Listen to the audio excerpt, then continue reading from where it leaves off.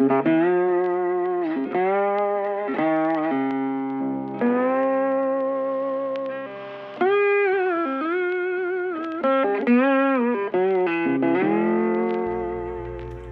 sejam bem-vindos a mais uma aula do curso de História Antiga da Universidade Federal do Oeste do Pará. Na aula de hoje, a nossa aula de número 11, nós estaremos discutindo o tema Família, Corpo e Sexualidade em Roma. O nosso livro, nosso texto base é o livro do Paul Veyne, Sexo e Poder em Roma.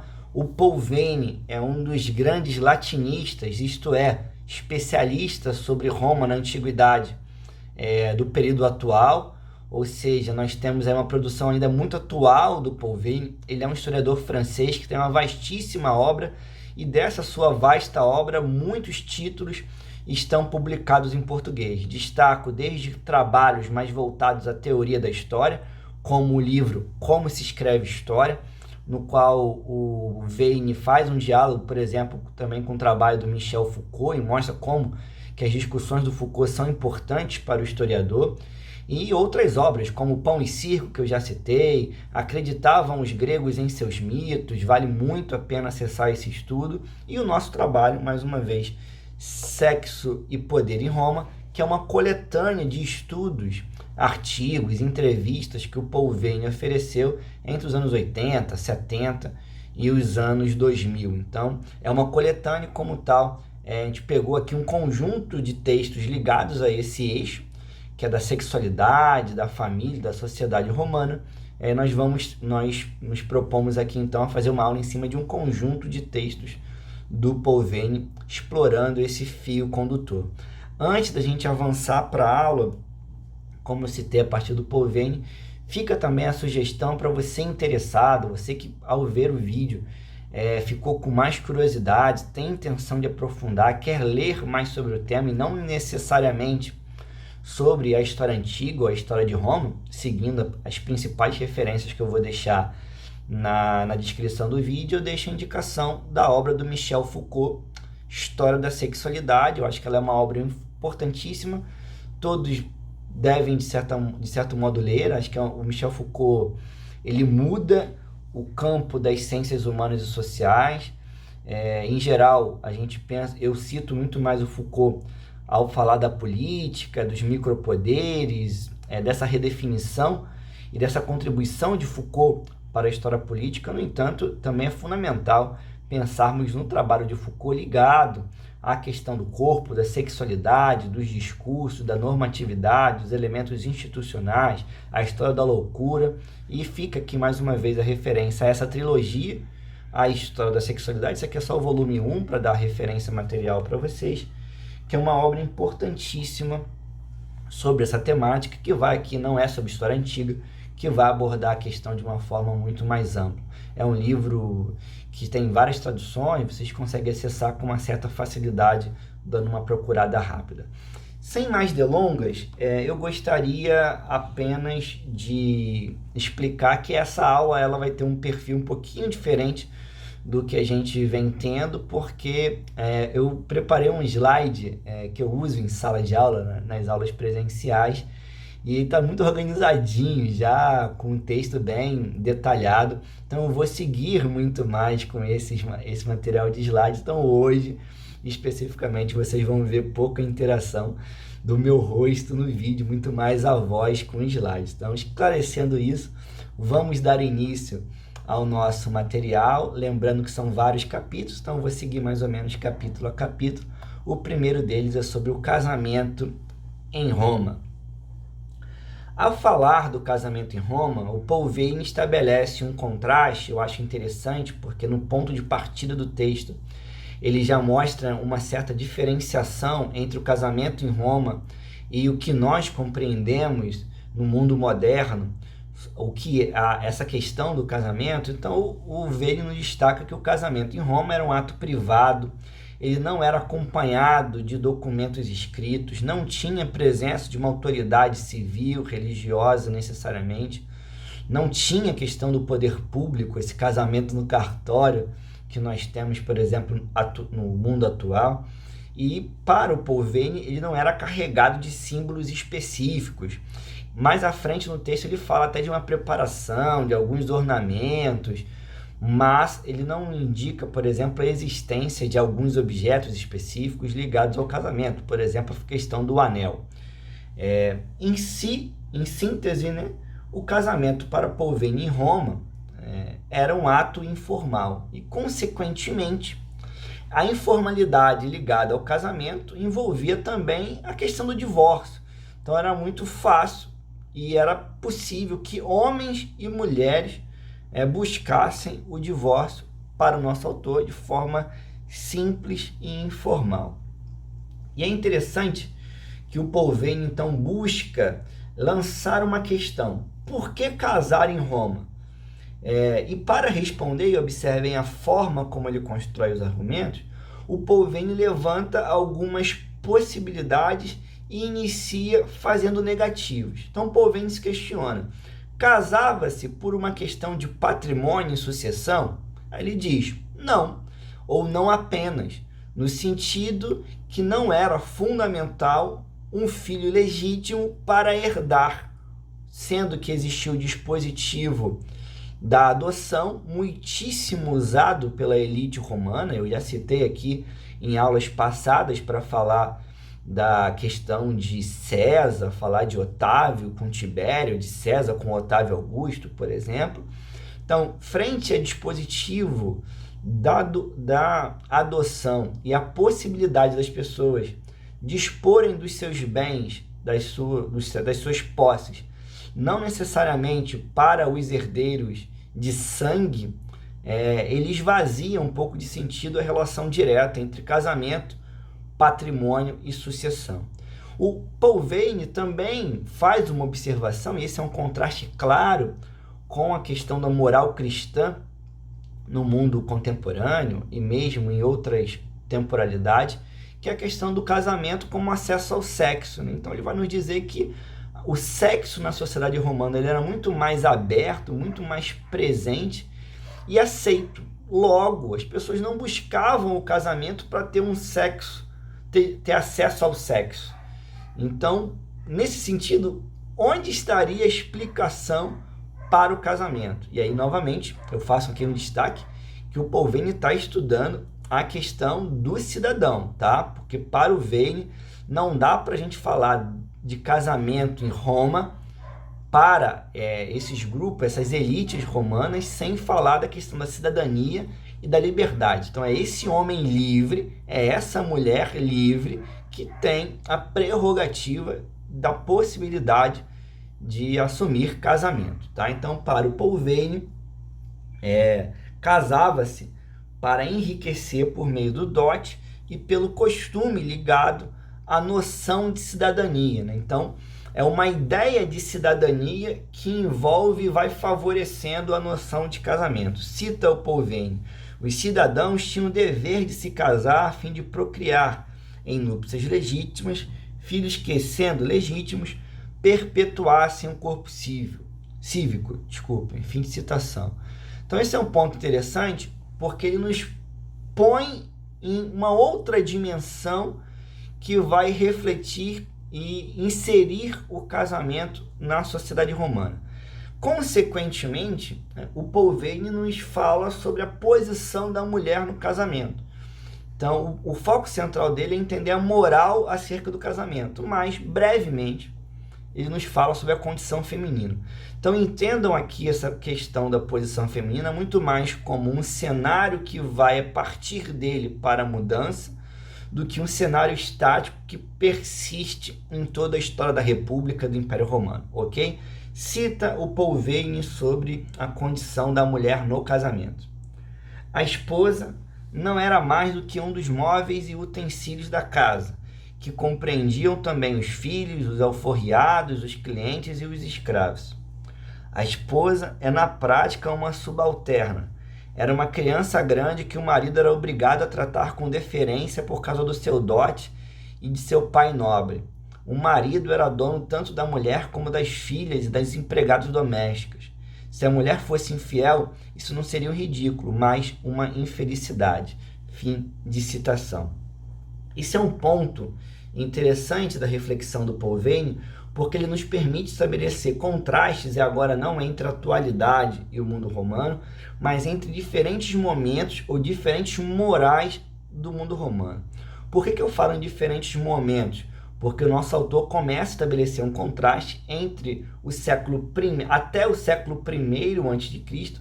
e depois do século I depois de Cristo. Ficou até um pouco redundante. Então esse é um contraste temporal entre o momento da República e esse momento da sociedade do Império Romano. Por outro lado, não convém a gente levar ao extremo essa divisão, como se uma moral ficasse abandonada num período antigo, numa memória, ou apenas com grupos conservadores, e uma outra moral agora chegasse e se tornasse hegemônica. Então não é isso que o nosso autor está falando.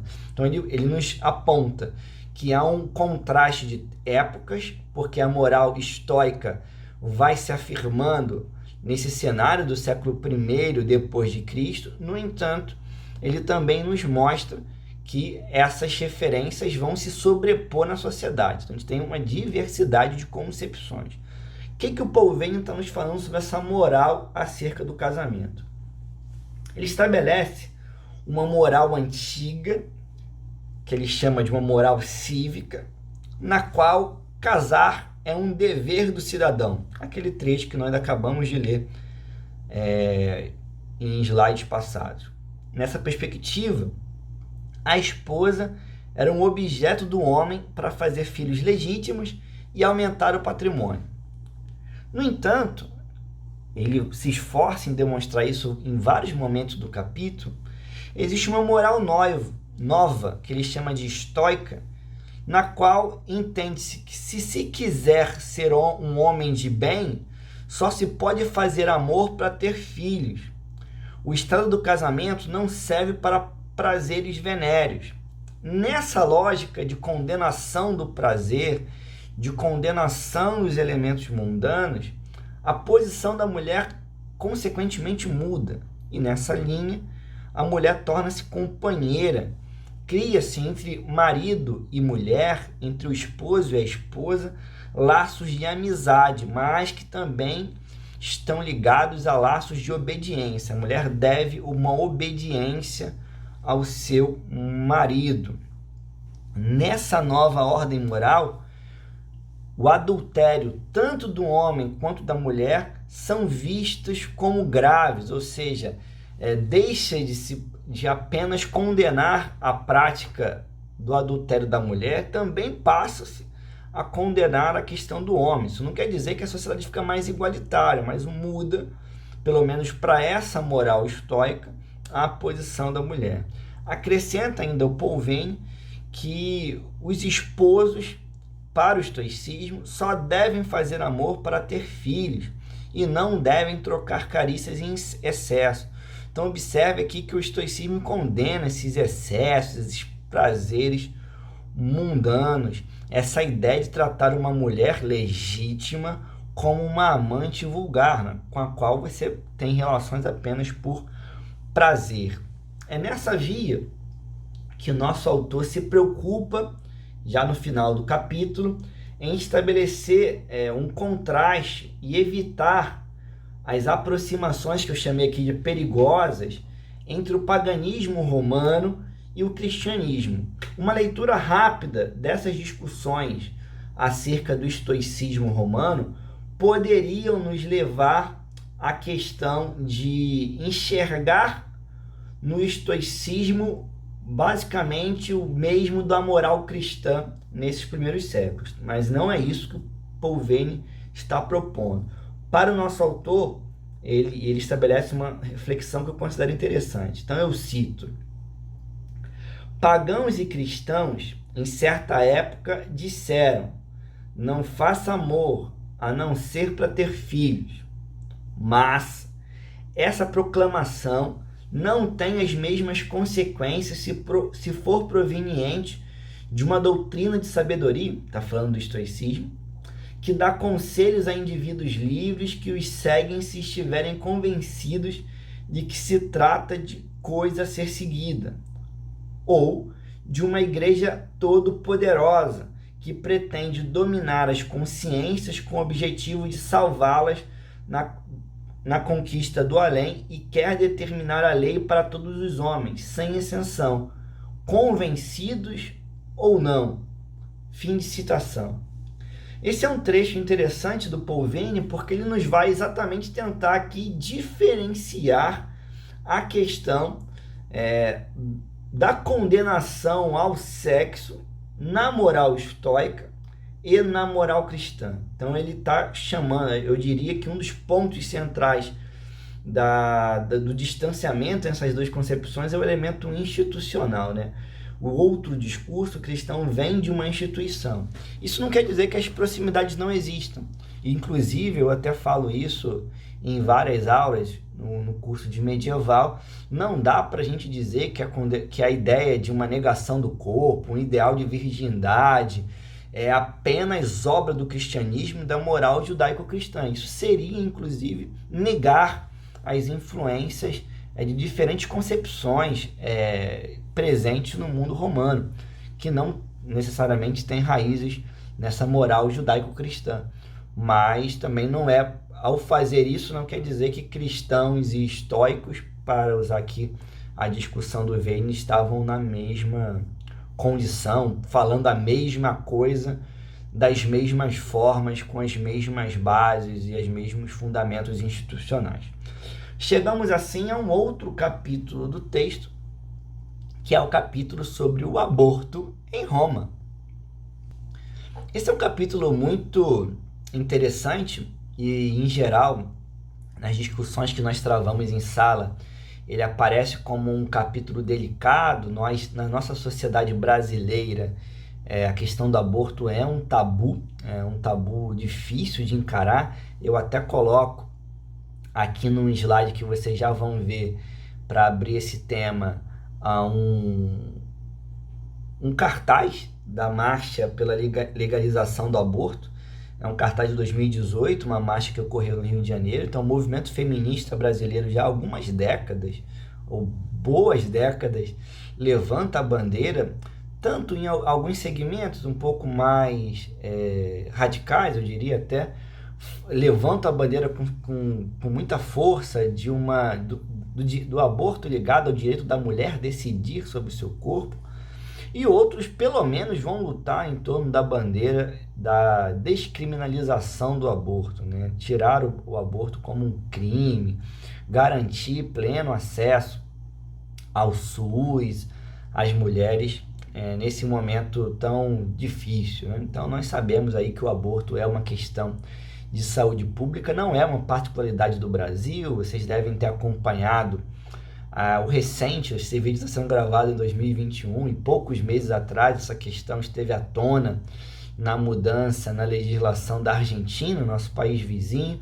Então ele é um tema extremamente atual, e eu começo essa discussão citando exatamente Paul Venn lá no final do capítulo, quando ele nos diz uma questão que nos lembra de que a questão do aborto não é ahistórica, ela varia historicamente. E as atitudes diante do aborto, da tolerância, que vão da tolerância à proibição, mostram não grandes dilemas morais eternos, como se sempre tivesse o dilema moral acerca do que se pode ou não abortar, mas pensamentos complicados e muito datados. Então, não estou aqui querendo rever a posição de ninguém na atualidade acerca do aborto. Pelo contrário, eu espero que você, estudante de história, você, futuro professor, leia sobre o item, se informe, estude, procure refletir também sobre isso dentro de questões morais, religiosas, que não dá para a gente abrir mão completamente dessas referências, mas são questões que nós temos que ter um mínimo de informações para trabalhar, e no nosso caso, informações históricas, né? Como que o aborto foi pensado e encarado em diferentes sociedades no tempo. E é nessa linha que eu chego então à questão do aborto em Roma. Ainda para ilustrar esse slide, eu estou usando um panfleto, que é um diário de polícia de meados do século XIX. Então a gente vê aqui a ideia de uma mulher criminosa porque abortou, então não é também um apanágio do Brasil contemporâneo, criminalizar o aborto. Está muito ligado ao mundo ocidental, moderno e contemporâneo, né? Então vamos lá, aborto em Roma. Segundo o Paul Veyne, né, em Roma, o feto, ou seja, esse ser que já foi concebido, não era considerado um ser humano plenamente, e a cidade poderia, inclusive, ordenar a seus membros que todos os recém-nascidos de um mesmo ano fossem abandonados. Mais à frente eu vou citar isso, inclusive o nosso autor fala de momentos em que até uma forma de resistência, de um motim, de uma greve, as mulheres abortavam para pressionar a autoridade local. Então, ele vai nos estruturando, nos aproximando do aborto em Roma por essas questões. Eu considero que o final dessa reflexão, na página 218, ele é importante, porque ele nos diz que o recém-nascido, ou mesmo esse embrião, nada tinham de sagrado. Então, essa sacralização que nós temos, principalmente aqueles dentro da moral cristã, da ideia de que o recém-nascido é uma vida, existe um espírito, ele foi obra de Deus. Essa perspectiva não está colocada em Roma, tal como por vezes nós a entendemos na moral cristã, e o Paul Veyne nos fala então de que a cidadania, que é o elemento central, não passava pela concepção. Então não é porque o recém-nascido nascia em Roma que ele tinha direito de cidadania. Então o central daquela sociedade era o elemento da cidadania, ela não passava pelo nascimento, e sim pelo um ato voluntário posterior. Nesse terceiro slide, eu destaco um outro problema, e aí novamente eu trago uma imagem não de Roma para chamar a atenção para a reflexão também em Roma, né? Para o Paul Veyne, até o século III, nenhuma barreira penal se opunha ao aborto, e a barreira moral era apenas uma questão de fundo individual. Então não há uma instituição coibindo a quem praticava o aborto. Não há um direito penal que criminalizasse o aborto em Roma. Ficava, em termos morais, não de uma moral religiosa, em termos morais apenas por uma consciência dos próprios indivíduos. Para o Veyne, e aí é aqui que eu estabeleço esse contraste com a nossa imagem, a falta de barreira penal não quer dizer que o aborto em Roma era ou fosse mais difundido do que na atualidade. Cito o Paul Veyne: entre nós, o aborto desempenha o papel de última instância da contracepção. Entre os romanos, que também praticavam a contracepção, essa última instância era um infanticídio para os filhos de escravo, infanticídio que é matar a criança, e o abandono dos bebês, né? Expor o bebê para filhos de homens livres. Isso é interessante, eu faço esse contraste com a imagem ao lado, e deixo também na descrição do vídeo a referência. Essa é uma reportagem atual, que foi feita em meados de 2020, pela revista Piauí, e que vai falar exatamente dos altos números de abortos no Brasil, principalmente de jovens e adolescentes, né? Então, segundo os dados dessa pesquisa, o Brasil tem a cada dia 535 internações por aborto, né? Só em 2019, a cada 100 internações, 99 foram de abortos espontâneos e tipos indeterminados. Só uma, que é esse laranja da imagem, só um foi por aborto previsto em lei, né? Então, a questão do aborto é um tema, sim, de saúde pública atualíssimo, e quando a gente olha para Roma e pensa nesse aborto mais aceito e não criminalizado, não quer dizer, eu acho que essa é uma citação importante do Paul Veyne, que porque podem, as mulheres agora abortam indiscriminadamente. Pelo contrário, o Paul Veyne se preocupa em demonstrar que por vezes era muito mais comum a questão do abandono, da exposição do filho, um filho indesejado, um filho que não tinha como se inserir mais naquele núcleo familiar. Nós não estamos aqui falando do infanticídio, nem falando dos grupos mais pobres, estamos falando desses grupos que deixaram mais registro, esses grupos dos cidadãos livres. Para o Pouveni era muito mais comum, então, naquela sociedade, o dispositivo desse abandono da criança, e eu abro um parênteses que ele mostra como que esse abandono também mobilizava o mercado de escravos, fecha parênteses, era muito mais comum o abandono do que o aborto. Então não é porque não tinha um dispositivo de criminalização que o aborto era praticado como a primeira contracepção, como alguns discursos tentam fazer hoje, né, valer, como se as mulheres que teriam direito a abortar sem uma questão criminal por trás começasse agora a abortar loucamente, sem qualquer preocupação, de forma indiscriminada, né? Cito aqui um trechinho do Pouveni sobre isso, sobre o abandono das crianças. Quanto ao abandono de filhos, era praticado tanto pelos ricos como pelos pobres. Os pobres expunham os filhos que não podiam alimentar e queriam que alguém de bom coração recolhesse o infeliz neném. Os ricos expunham seu filho quando já tinham dúvidas sobre a fidelidade da esposa ou quando já tinham aprontado disposições testamentárias e o nascimento de uma criança não desejada vinha perturbar a distribuição dos bens entre os herdeiros. Nesse caso, torcia-se para que a criança não fosse salva, porque, sobrevivendo, criava-se o risco de reaparecer um dia e reclamar a sua parte. Fim de citação. Então esse é um elemento importante porque ele nos coloca também em termos de escalas sociais, né? Como que a mesma questão, o aborto era vivenciado, as estratégias para um filho indesejado era vivenciada por diferentes grupos sociais. Então ele nos vai falar então de práticas ligadas aos grupos mais pobres, práticas ligadas a grupos mais abastados. É interessante que na sequência ele cita um trecho de um documento já cristão, que vocês veem a questão das penas, uma crítica muito dura à questão do aborto como um pecado, e nesse documento dos primeiros séculos também se indica uma certa compreensão maior daquela autoridade cristã para mulheres pobres que abortavam porque não teriam como alimentar os seus filhos, né? Então é um cristianismo que está pensando isso, mas é um cristianismo que por vezes ele é menos intolerante do que a gente pensa também nesses primeiros séculos. Vou então para a questão da contracepção, que o nosso autor vai falar. Eu acho que essa é uma questão relevante.